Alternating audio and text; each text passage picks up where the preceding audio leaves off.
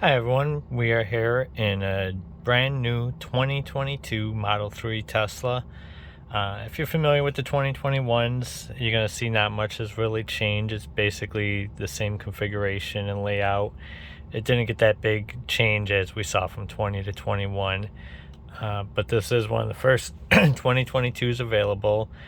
I got it, I ordered back in September. I picked it up in late November, which November is when we started seeing the first 2022 VINs being rolled out. So just wanted to do a little bit of an overview for everyone that hasn't seen. I see tons of videos with the 2021, which, like I said, basically is the same, but I haven't seen much for 2022, which, even though they're the same, it's still nice to know for certain. If you're not familiar with the Teslas in general, like if you're thinking about buying, a Tesla, then this will be a good overview video. I'll go over a few of the options. It's one of those things where once you learn it, it's one of those really, oh, that's easy. But until you actually learn it, you'll go crazy trying to figure it out. Like, when I first started driving a Tesla, it took me forever to figure out how to turn the wiper cleaners on, where the wipers spray the water to clean the windshield. I live up in a state where we got lots of snow and lots of salt on the roads, so our windshields get dirty real fast. As you see, I did get the cell phone chargers. I know there was a small rumor where very few small people were getting their cars that were picking them up in October, November, and they weren't coming with the cell phone chargers. Now, Tesla was making it right, and they planned on installing them for them, but at the time of pickup, they weren't there. And then also some that didn't have the back cell phone chargers, and as you can see, ours are there.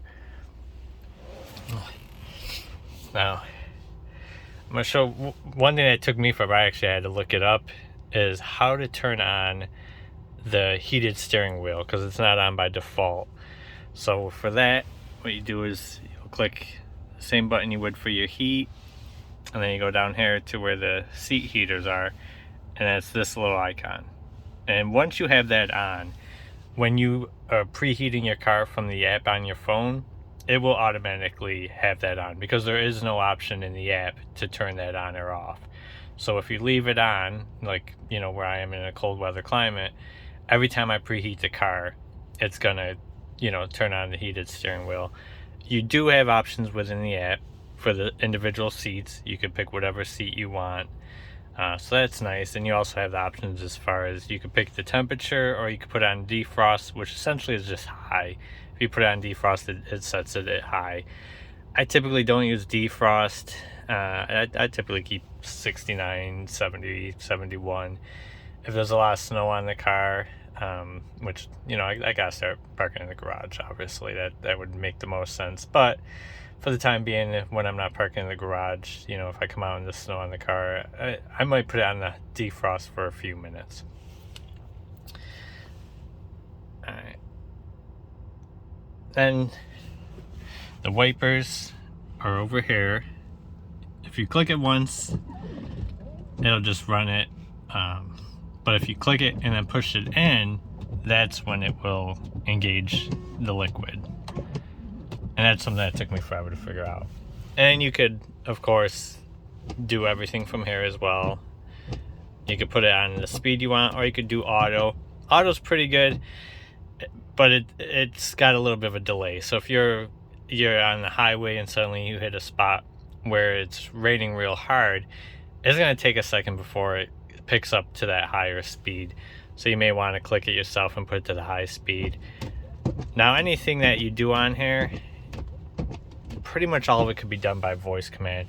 Voice command is just pushing in this button to the right of the steering wheel. You press it in once, and then you speak, tell it what you want to do. You could turn on the seat heater, etc. from there. Typical use for it is your phone. So if you want to make a phone call, answer a phone call, reply to a text message. Once you link up your phone, A great feature is it will read you your text messages. You can reply by speaking and just pressing the button on the steering wheel, etc. Another, which you've probably seen in 100 videos, is there's no gear shift in a Tesla. You know, where typical cars, you have the gear here, the stick shift. On here, it's right here on the steering wheel. And it's very easy. It gets a little bit to get used to, especially the first time. I'll be honest, when I first picked up the car, I was trying to figure out the screen, something as simple as I couldn't figure out how to bring the navigation up. You know, I'm looking everywhere on here for a navigation. So if you run into that, you just hit whatever is currently on your screen. The navigation is the default. So if there's something on the screen, so say this is the music, you know, it's under podcasts and, you know, whether it's Spotify, whatever. If you hit music, it takes it down and puts it on. Same with anything. If you have the driving controls up, if you hit the driving controls, it'll take it down and put the navigation on. That's one of the simplest things that drove me nuts. I had to pull over and figure it out so I could navigate to get home from the pickup location that I had. And then when I was getting out of there, I was doing the reverse and then the drive, and I don't know what I was doing that it was not going into drive. Like I wasn't going down far enough, or I was doing it too fast. I honestly don't know, because I've had no issues ever since then. But I looked like an idiot because I pulled out of a parking spot and I was kind of stuck there in front of the parking spot when another car is trying to get in. So, you know, it's definitely a learning curve, as anyone will tell you, and you're gonna learn things as you go along. And one major thing that I've noticed, and I might do a separate video going a little more in depth in it, is I've never heard anyone mention this, and I could be crazy, but I feel like the car has a learning curve. The first day that I was driving it, yes, I was learning things, so the car's gonna act different. But I was getting a ton of what they call phantom braking with Teslas, and that's where it's stopping the car. You know, it's not a complete stop. You know, you're not going to get rear-ended, and as long as someone's not riding your ass real close. But it's when your car will stop for a safety reason. You know, like when you're on cruise control and a car cuts in front of you, or there's you get too close to the car in front of you. Like with a lot of cars, it will slow down, reduce the speed, and stop. But I found that it was doing it a lot my first day when there was nothing. You know, there was absolutely nothing in front of me. You know, the road was bare. I was like the only one on the road, it seemed. And the car was doing that pretty frequently. You know, I want to say it happened at least 5 times, if not more. And then, you know, as I got more used to the car, you know, I drove it a lot that day. And I drove it the next day. I had to take a 2-hour drive to pick up something for Thanksgiving. And I noticed it did it quite a few times on that drive. And I haven't changed any options since then. You know, I did change. I have this one under driving. I do have it on creep. By default, it was on hold. But I had it on creep, you know, pretty much from the get-go. I didn't like the hold. You know, I may try it again now that I'm used to the car and I feel the car has learned. But I didn't like that. So it was on the same settings it currently is. But on that drive, even the second day, it was doing it a lot. I noticed it most frequently where it was a road with 2 lanes, you know, with the lane you're driving in and the next lane over is the oncoming traffic. So not like a highway where it's split up. I noticed it was doing it if a big truck, like an 18-wheeler, was coming in the other lane. The Tesla would, you know, slow down. Like it would hit the brakes, like full hit the brakes, not give me a complete stop. But it wasn't fun, I can tell you that. And it hasn't done it since then. And I haven't changed any of my things. And you know, yes, I have learned more, but I didn't change any of the settings, and I'm not driving differently. You know, I'm still driving the same way I was day 2. You know, I'm certainly more used to the braking now, where before, because you don't really need to use the brakes in this car unless, you know, where like I have it on creep. You know, if you have it on hold, you don't have to use the brake absolutely at all. On creep, it will still roll a little bit, but the only time you really have to use your brakes, even on the creep mode, is if you want to be at a complete stop. So when you see a stop sign ahead or traffic light and you let off the gas, the car slows down like a lot. You know, it doesn't put you to a crazy stop, but it slows down a lot. And then you will just kind of creep or roll up to the stop thing, and then you would apply the brake to be at a complete stop and not move. And that took a while to learn. You know, I noticed I was letting off the gas way too early, which is better than too late. But I would let off the gas and then it would slow down so much that I would have to hit the gas again to get up to the stop sign, the traffic light, etc. But anyways, that's just the overview. I know I just kind of had it pointing in one spot. I will do a better video, of course, when it's not so snowy here. You know, we just had snow last night.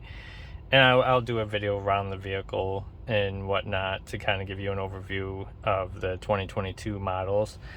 And if you have questions, absolutely, you know, put it in the comments and I will answer the question. I know I had a ton of questions. Some I found out from YouTube videos, Google searches, Tesla forums, but there was a lot that, surprisingly, as much content as there was out there, I had to figure out on my own, which maybe sometimes is the best.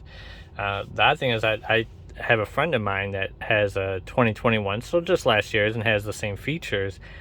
They didn't know until I talked to them just a couple days ago that they have a steering wheel heater. So yeah, people are learning every day. But yeah, absolutely, I'll be doing more videos. If you can, please, this is a brand new channel. This is actually the first video on the channel. So the quality and content will get better as I get more comfortable with it. But we'll be doing videos on Teslas frequently and just tech in general, you know, with a big emphasis on audio video equipment, but all tech in general. And we'll also be doing a lot of audio video reviews. I have a home theater in my house, and you know, I'm gonna start doing reviews on movies. I've been meaning to. I have videos galore. I just haven't bothered uploading them. And we're actually, for every film review we do, we will be giving away a 4K copy of that film for every video. So please like, subscribe, and then when we start doing the film reviews, you'll see how to be entered to win that video, which essentially will just be leaving a comment as long as you already like the video and are subscribed to the channel. And that's it, and we'll be doing the giveaways. And like I said, any questions, sorry you just see one shot, you know, I should have did a more overview, but I will once it's not snow all over the car, when I can kind of do an overview around the car. But thanks for watching, and I hope to have you guys subscribing. Thanks.